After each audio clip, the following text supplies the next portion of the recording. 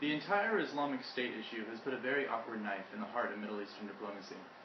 Turkey is one of the countries most at risk since the Islamic State began its rampage earlier this year. Unlike its southern neighbors, Turkey has a fairly stable government and economy, as well as the benefit of NATO membership and American support. Because of this, Turkey is trying to minimize the threat posed by the Islamic State to its interests.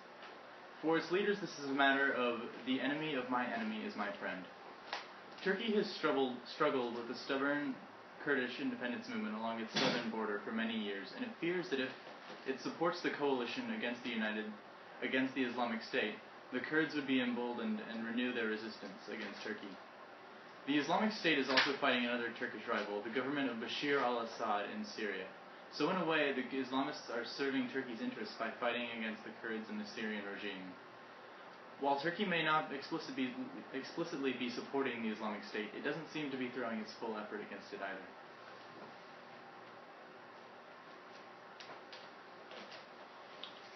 Second question. As we all know, the Islamic State is a huge fan of publicity stunts, especially internet videos of beheadings. So it may seem odd that around a month ago, the Islamic State released dozens of Turkish captives to return to the homeland. Why? So far, Turkey has resisted repeated calls by the West to take action against the violent Islamist rebels, as exemplified by the recent skirmish over Kobani.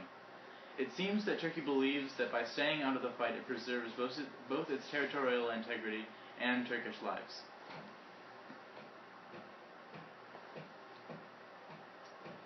Final question. The Islamic State is arguably the most successful radical Islamic group to date for a number of reasons. First and most obvious, its success in conquering a defined territory is unprecedented. The ability to point to a spot on the map and say, "This is the new caliphate," is an enormous psychological and symbolic advantage over other groups. Secondly, the failure of the Arab Spring to create a better future convinced many young Arabs that violent resistance is the only pathway to change. Finally, the oppressive Shia government of former Iraqi Prime Minister Jawad al-Maliki disenchanted Iraqi Sunnis with the supposed benefits of Western-imposed democracy. For these reasons and others, dissident Muslims from across the Middle East have flocked to the Islamic State as the new champion of radical Islam.